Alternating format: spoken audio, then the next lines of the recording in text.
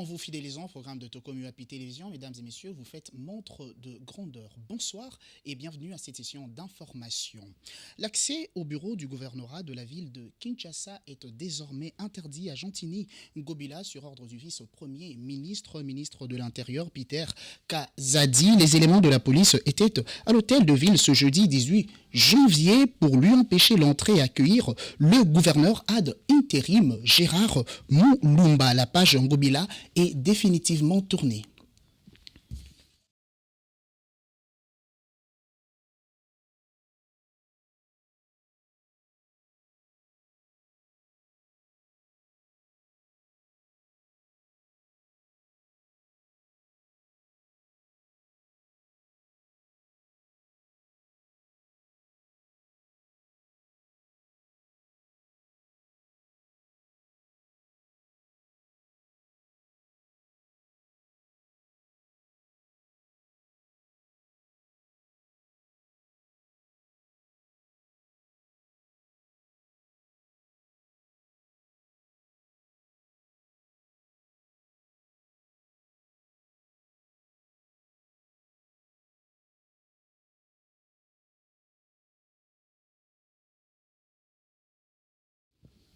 Dans ce même chapitre, le parti de Gentini Ngobila ne se dit pas inquiet malgré la présence remarquée de Gérard Moulumba ce jeudi 18 janvier à l'hôtel de ville de Kinshasa. Gaston Piana, au cadre de l'ACP, souligne qu'il n'y a aucun affrontement entre Gentini Ngobila et le vice-premier ministre de l'Intérieur, Peter Kazadi. Le feuilleton Gentini Ngobila et Peter Kazadi pour la gestion de la ville de Kinshasa est loin d'en finir. Malgré la présence des Gekoko Moulumba au gouvernorat, l'entourage de Gentini Ngobila paraît rassuré. Maître Gaston Piana dénonce de son côté l'acharnement contre leur leader et affirme que leur parti attend une suite favorable des instances judiciaires. Aujourd'hui, il faut que les Congolais les sachent que les gouverneurs ont le statut du ministre d'État.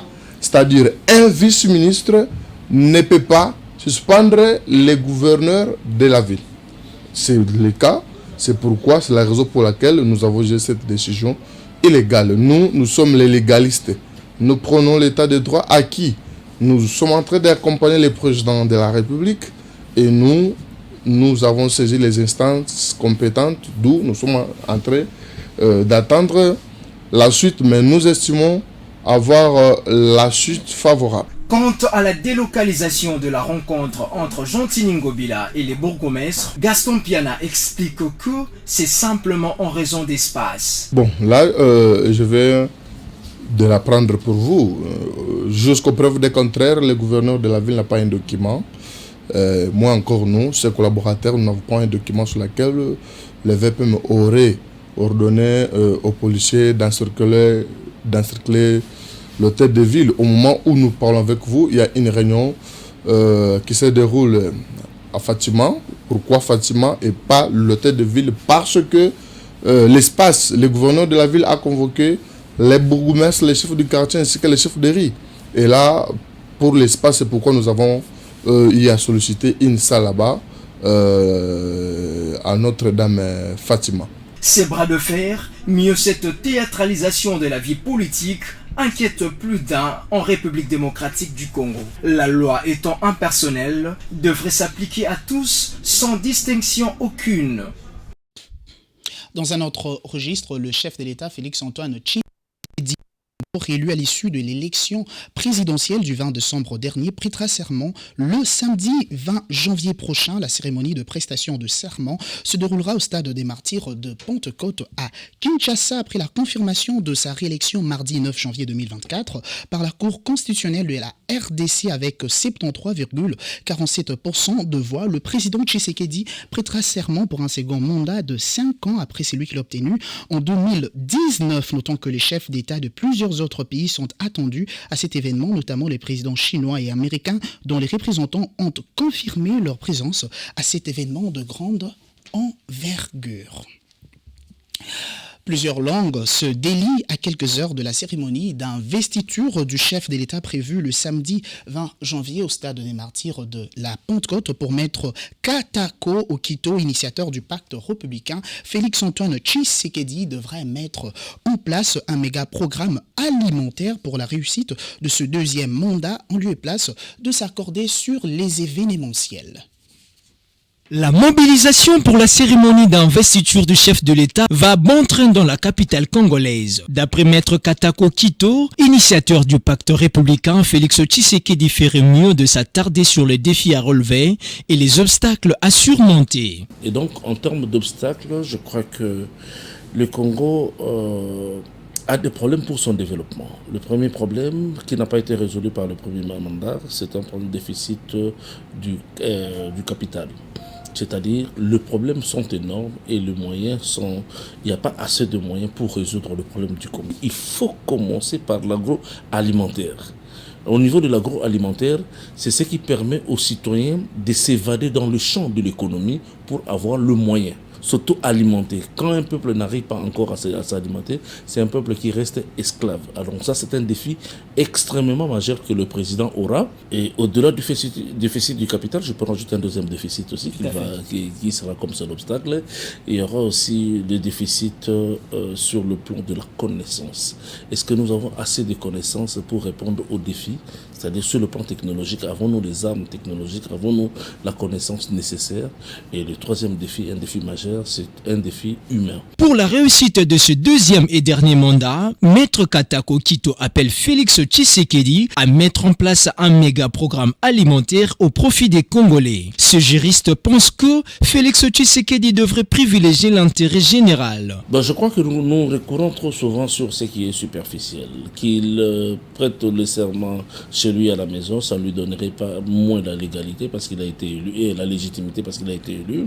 Que ce soit devant plus d'1 million de Congolais, je crois que ce n'est pas ce qui va lui donner la légitimité. Il a été élu et nous supposons qu'il a été élu par les Congolais. Donc ça n'appelle pas du théâtre quoi. Mais si c'est ce que les organisateurs ont décidé, tant mieux qu'il en soit ainsi. Il convient de rappeler que pour son premier quinquennat, Félix Tshisekedi a travaillé sur plusieurs programmes à impact visible, portés par la suite par les Congolais. Second mandat de Félix Tshisekedi, on en parle encore dans ce journal. Les évêques catholiques en République démocratique du Congo promettent de soutenir le chef de l'État, Félix-Antoine Tshisekedi, pour la réussite de son second mandat. Ils l'ont fait savoir au terme de 2 journées de travail tenues du 15 au 16 janvier dans la capitale congolaise. Les évêques de la Sainte-Co promettent leur soutien au chef de l'État pour ce dernier quinquennat. Dans un message rendu public ce jeudi à l'issue de 2 journées de travaux, le prélat catholique recommande au gouvernement de prendre des mesures nécessaires et urgentes pour décourager la xénophobie et les élans de tribalisme notés dans le discours tout au long de la campagne électorale et de mettre en place un mécanisme politique pour renforcer la cohésion nationale. Et aussi de tout mettre en œuvre pour organiser dans le meilleur délai les élections dans les territoires de Rutshuru, Masisi et Kwamout. D'après les évêques catholiques, de nombreuses irrégularités constatées lors des élections du 20 décembre dernier. D'après les évêques catholiques, de nombreuses irrégularités constatées lors des élections du 20 décembre dernier. Les incidents notés et la fraude déclarée ont sérieusement affecté les élections et entamé la confiance des électeurs.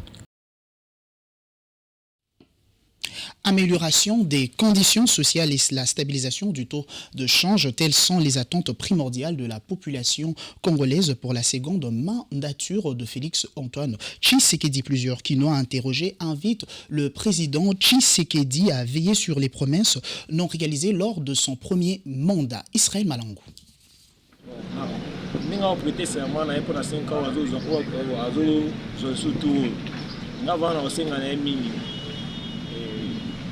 Ils ont demandé 5 ans de PC, où il va promettre que non, à d'autres travailler sur par rapport à qui il est mogondé, Kouloumassou.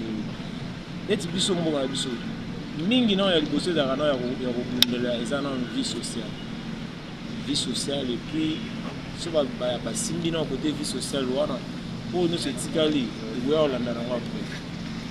Vie sociale. Il y a un monde de donc mouvement moko ezosalama te yango topeseli na chance deuxième mandat na ye azokende toyebi ke aotravaille bien po tomoni mpe ya mwa malamu oyo esalami moke na mandat oyo autosala toyebi ke na deuxième mandat oyo atozokende aosala na ye ya malamu donc topeseli ya chance konzi ya mboka topesi deuxième chance eloko tozosenga alongola sous-traitance salaire na biso eza moke tozosouffrir toza na restauration te toza na transport te salaire eza moke akanisela biso bien bapaya bazoya bazozwa ebele me biso bana mboka tozosouffrir makasi eloko nasengi na mokonzi ya mboka asalela biso yangwana.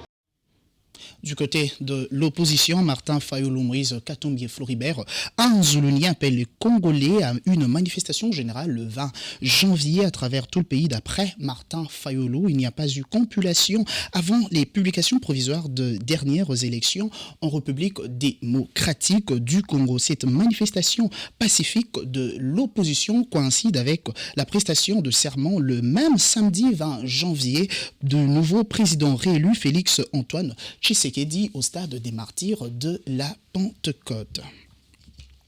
Les résultats provisoires des législatives nationales seraient une épine dans les pieds de l'union sacrée de la nation. Telle est la question qui taraude l'esprit des Congolais face aux multiples manifestations des militants du parti politique qui ne digèrent pas les résultats publiés par la centrale électorale. C'est le cas des militants du MLC de Jean-Pierre Bemba qui sont dans les rues depuis 3 jours pour réclamer les sièges à l'Assemblée nationale.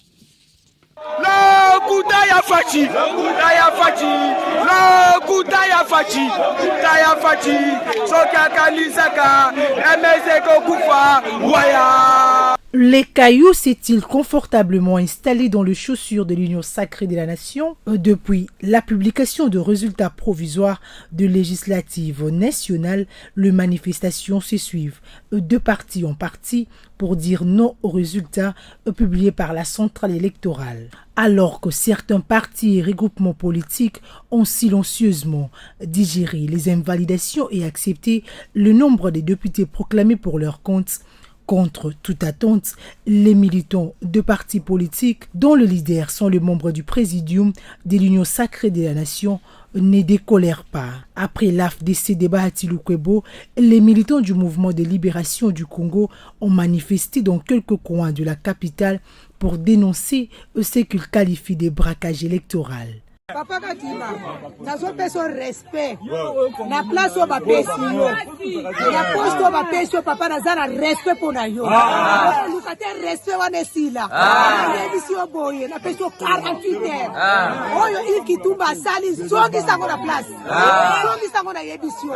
C'est mercredi 17 janvier, le militant du MLC ont brûlé le pneu, barricadé l'avenue de l'enseignement où est dirigé le siège national du parti de Jean-Pierre Bemba Gombo pour réclamer le siège. Pas démontrer ici. 1138 sur la base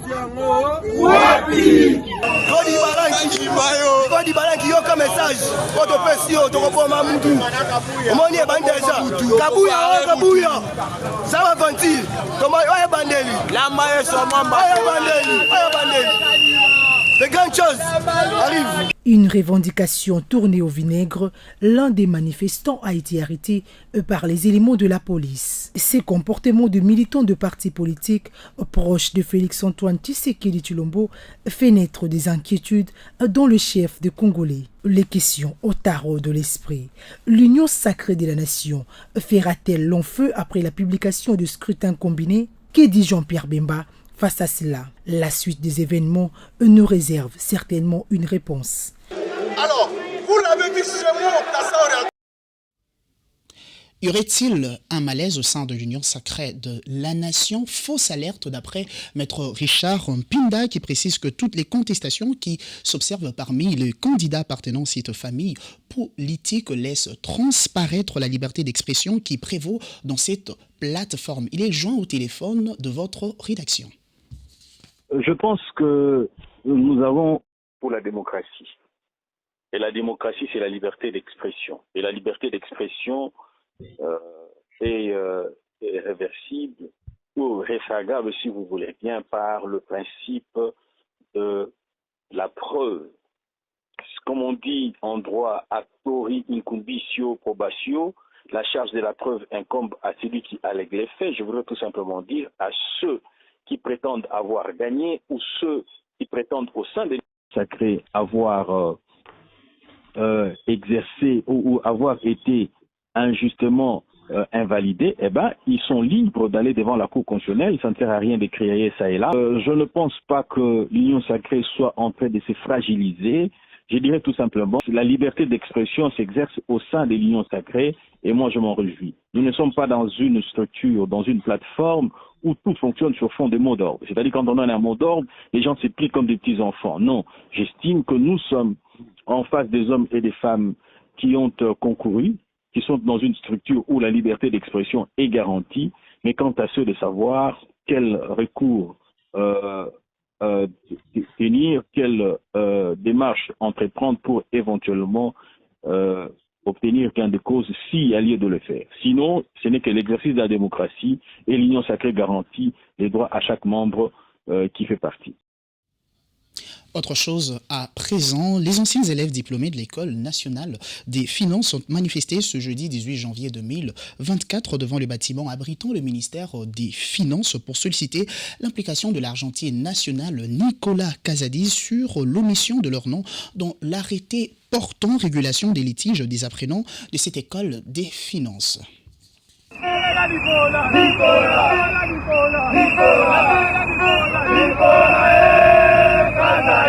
Ils ont pris d'assaut le ministère des Finances pour dénoncer l'omission de leur nom dans l'arrêté numéro 164 sur la régularisation des litiges des anciens élèves de l'École nationale de finances. Avec sifflet et danse, ces anciens élèves de l'École des finances promotion 2010-2021 sollicitent l'implication personnelle des ministères des Finances et celui de la fonction publique afin qu'ils soient intégrés dans l'arrêt additif en cours. Nous sommes anciens élèves de l'École nationale de finances.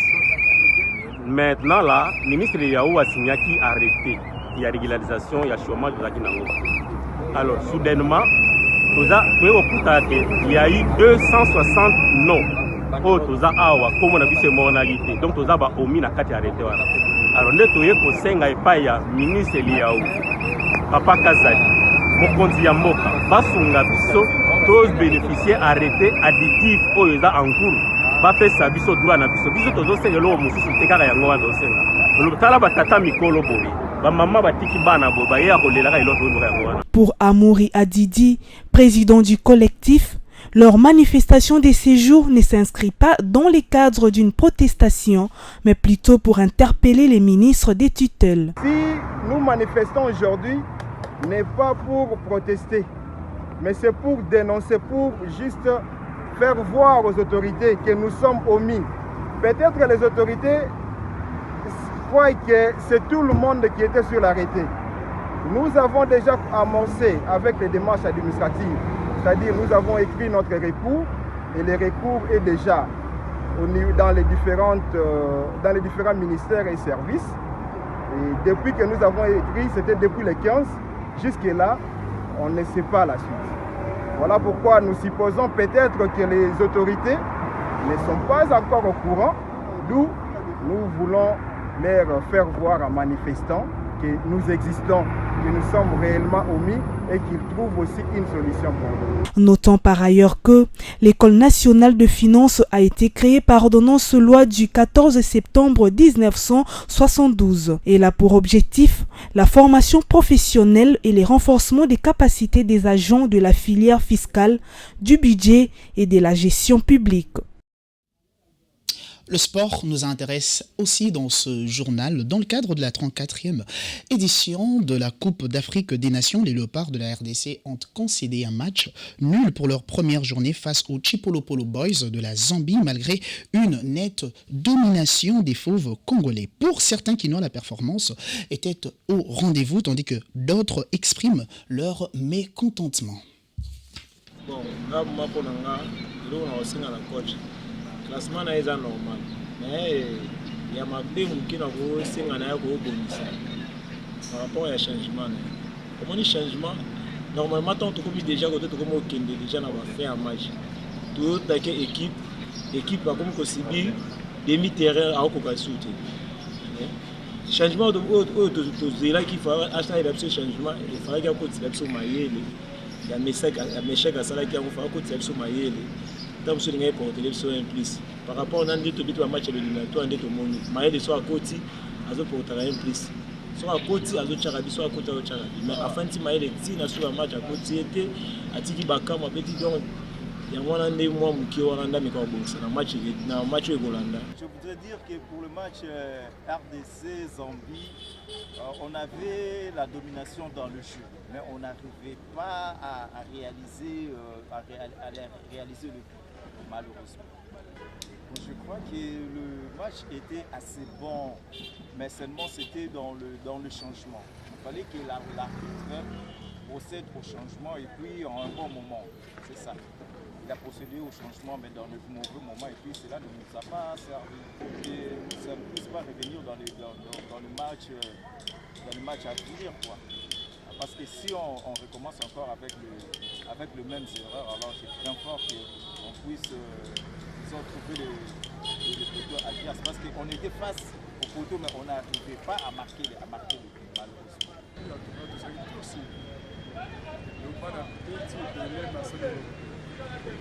Mais normalement, il fallait tout gagner pour toute opposition.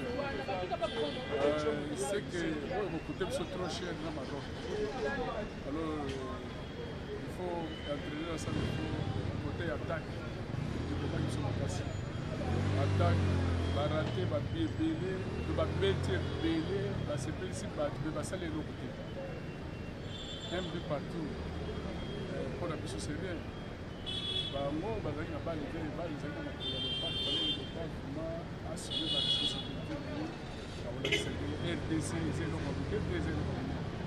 bon, suite à la compétition, on va assurer le bon match, on va assurer le c'est quoi assurance? Il y a le pas pour la assurer le pays pour que tant que tu as Maroc, pour l'autre, c'est tous les Maroc.